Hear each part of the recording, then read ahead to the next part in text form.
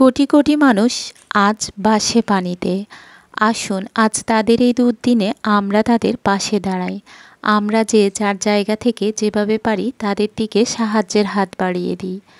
আসসালামু আলাইকুম। আরও একটি রেসিপি দেখার জন্য সবাইকে স্বাগতম। আমার আজকের রেসিপি ফিশ ফ্রাই, লইট্টা মাছের ফিশ ফ্রাই। দেখুন, একটা মাছকে নিয়ে প্রথমে আমি মাঝখান দিয়ে এভাবে কেটে নিচ্ছি।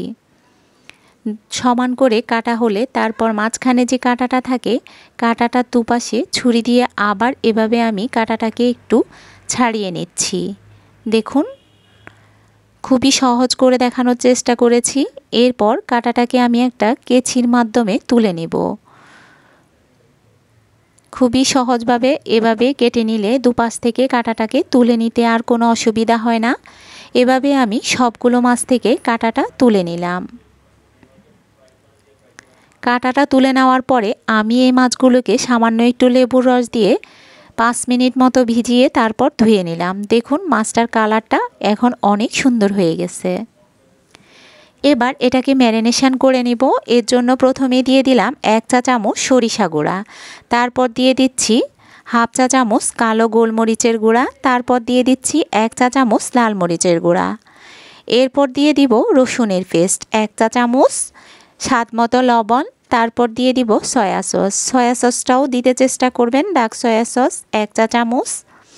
এতে ফিশটার টেস্টটা অনেক বেশি হবে। আর লেবুর রসটা তো অবশ্যই দিতে হবে। অনেকেই লইট্টা মাছটা গন্ধের জন্য খেতে চান না। যাদের কাছে গন্ধ মনে হয়, এই লেবুর রসটা দেওয়ার জন্য মাছটাতে আর কোনো রকম গন্ধ থাকবে না। অনেক মজা করে এই মাছটা তখন আপনি অনায়াসে খেয়ে নিতে পারবেন। আমি এভাবে এটাকে 30 মিনিট মতো রেস্টে রেখে দিলাম। 30 মিনিট পর দেখুন, এবার এটাকে আমি ব্রেডক্রামে ভালো করে এপাশ ওপাশে দুই পাশে চেপে চেপে ব্রেডক্রাম লাগিয়ে নেব মাছটাকে। অবশ্যই হাত দিয়ে চেপে চেপে ভালো করে লাগিয়ে নেবেন, যেহেতু আমি এখানে আর কোনো কিছুই দিচ্ছি না। খুবই সহজ করে দেখানোর চেষ্টা করেছি, আর একদম অল্প সময়ে এই জিনিসটা তৈরি করে নেওয়া যায়। দেখুন, তারপর চুলায় আমি একটা প্যান বসিয়ে তেল গরম করে নিলাম। এরপর আমি এখানে 4টা পিস দিয়ে দিচ্ছি। এবার এটাকে আমি 5 থেকে 6 মিনিট ভেজে নেব মিডিয়াম আঁচে। অবশ্যই এটাকে মিডিয়াম আঁচে ভাজতে হবে। আর যেহেতু মাছটা পাতলা, এটাকে ভাজতে বেশি সময় লাগবে না, ভিতরেও হয়ে যাবে 5 থেকে 6 মিনিটে। আপনি আপনার পছন্দ মতো কালার আসলেই তুলে নেবেন। মাছটাকে উল্টিয়ে পাল্টিয়ে 2টা পিঠে ভালো করে ভেজে নিতে হবে। দেখুন, প্রথমে মাছটা একটু নরম থাকলেও এটা যখন ভালো করে ভাজা হবে তখন শক্ত হয়ে যাবে, একদম ক্রিস্পি মুচমুচে হয়ে যাবে। এভাবে আমি সবগুলো মাছকে উল্টে দিলাম। 6 মিনিট পরে দেখুন মাছটাকে আমি তুলে নিচ্ছি।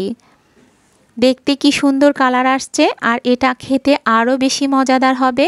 এভাবে আমি সবগুলো মাছকে ভেজে নিলাম। আশা করছি সবার কাছে রেসিপিটা ভালো লাগবে। ভালো লাগলে অবশ্যই আমার পাশেই থাকবেন, আর আমার থেকে বন্যায় দুর্গত মানুষকে অবশ্যই হেল্প করার চেষ্টা করবেন, তাদের পাশে থাকবেন। কেননা তাদের মতো অসহায় মানুষ এখন আর কেউই নেই। আমরা যে যার জায়গা থেকে পারি অবশ্যই তাদেরকে সাহায্য করার চেষ্টা করব, যেভাবেই পারি। পুরান কাপড় দিয়ে, অর্থ দিয়ে, যে কোনোভাবেই পারি সাহায্য করব। দেখুন, একটা মাছ আমি আপনাদেরকে ভেঙে দেখালাম। আশা করছি সবার কাছে ভালো লাগবে। ভালো লাগলে অবশ্যই আমার সাথে থাকবেন আর পুরো ভিডিওটা কন্টিনিউ করবেন। সবাই ভালো থাকবেন, সুস্থ থাকবেন। আল্লাহ হাফেজ।